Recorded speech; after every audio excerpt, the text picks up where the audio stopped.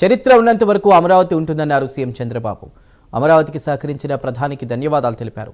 దేశం మొత్తం అమరావతికి అండగా నిలబడిందని సీఎం అన్నారు. అనేక కుట్రలు దాటుకుని అమరావతి సాధించుకున్నామని, అన్ని ప్రాంతాలు అమరావతికి మద్దతు పలికాయని తెలిపారు. మూడు ముక్కలాట ఆడిన పార్టీ ఏమైందో చూశామని చంద్రబాబు ఎద్దేవా చేశారు. అమరావతి రాజధానిగా చట్టబద్ధత పొందిన ఈ రోజు చారిత్రాత్మకమని మంత్రి నాదెండ్ల అన్నారు. ఇక అమరావతి అన్స్టాపబుల్, ఎవరు స్టాప్ చేయలేరు. అమరావతి అజేయం, అద్వితీయం, భవిష్యత్ అజరామరం. నేను అందుకే మీ అందరికీ చెప్తున్నా, మీరే చూస్తారు.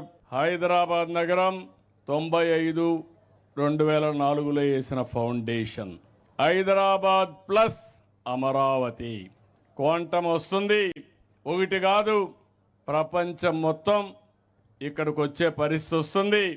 నేను మిమ్మల్ని ఒకటే కోరుతున్నా, మీరు కూడా ఏమరపాటుతో ఉంటే మళ్ళా సమస్యలు వస్తాయి.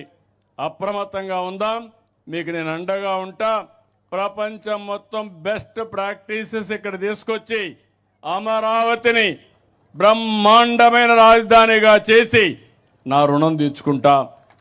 మీరందరూ కూడా సహకరించాల్సిందిగా. ఈరోజు నాకు ఎంత ఆనందంగా ఉందంటే, ఎంత గర్వంగా ఉందంటే చెప్పలేనంత గర్వంగా ఉంది. దానికి కారణం ఈ అమరావతికి శాశ్వతత్వాన్ని తీసుకొచ్చాం.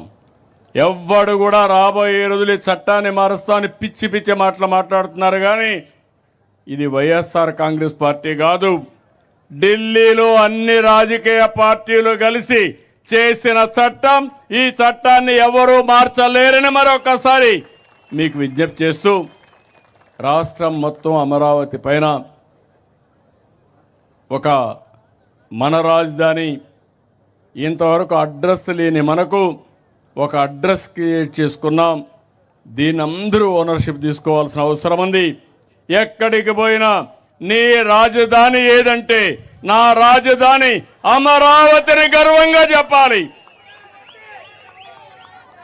జై తెలుగు తల్లి, జై భారత్, జై అమరావతి. ఇక్కడ విచ్చేసిన అమరావతి రైతులందరికీ కూడా ఒక పండుగ వాతావరణం. చరిత్ర ఈరోజు మనందరం కూడా మీరు చేసిన పోరాటం, ఆ స్ఫూర్తి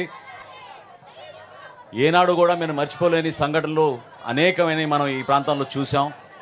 ఎంతో చరిత్ర కలిగిన ఈ ప్రాంతానికి మరొక్కసారి అద్భుతమైన విజయం సాధించి చట్టబద్ధమైన రాజధాని కోసం ఆంధ్రప్రదేశ్ ప్రజలందరూ కూడా ఎదురు చూస్తున్న తరుణం.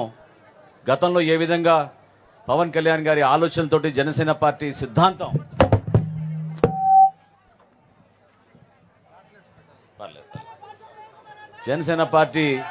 సిద్ధాంతం ఆంధ్రప్రదేశ్కి ఏకైక రాజధాని అమరావతి అని ఆ రోజున నిలబడి రైతాంగంతో సుదీర్ఘమైన పోరాటం చేశాం. ముందుగా గౌరవ ముఖ్యమంత్రి గారికి ప్రత్యేకంగా జనసేన పార్టీ నుంచి అభినందనలు.